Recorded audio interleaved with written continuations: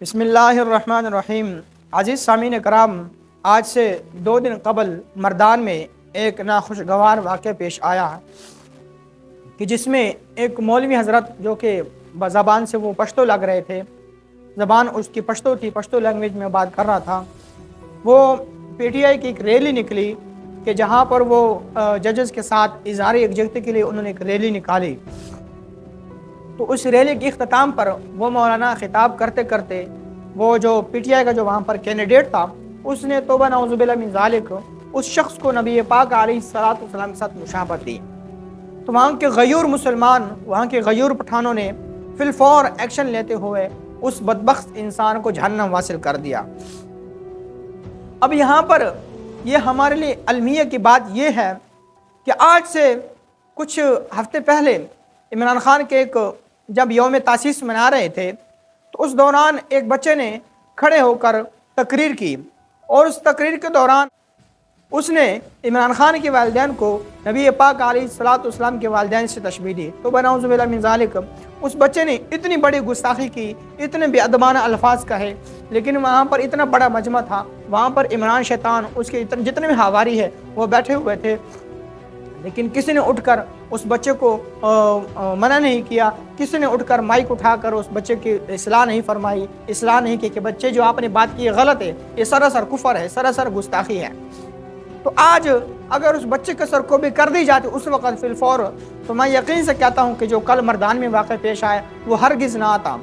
تو یہ فتنہ عمرانیہ جو ہے یہ دن بدن سر پر چڑھ رہا ہے، دن بدن بڑھتا جا رہا ہے۔ تو ہم مسلمانوں کو اکٹھا ہو کر اس فتنے کی سرکوبی کرنی ہوگی، اس فتنے کا خاتمہ کرنا ہوگا، کیونکہ عمران خان نے جس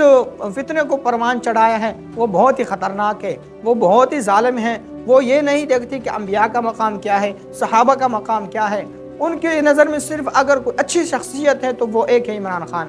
تو عزیز سامعین کرام، پاکستانی قوم سے درخواست ہے، اور خصوصاً ان علماء سے میرا درخواست ہے کہ جو آئے دن عمران خان کی گود میں جا کر بیٹھ جاتے ہیں، اس کی تعریفوں کے پل باندھ دیتے ہیں، عمران خان کے پاس جا کر طرح طرح کی باتیں کرتے ہیں، کہتے ہیں جی یہ تو عاشق رسول ہے، یہ تو سچا عاشق رسول ہے، اس نے تو جناب امت مسلمہ کا مقدمہ لڑا پر UN کے پلیٹ فارم پر۔ او بھائی، سچا عاشق رسول یہ نہیں ہوتا کہ وہاں پر جا کر باتیں کرے اور یہاں آ کر اپنے ملک میں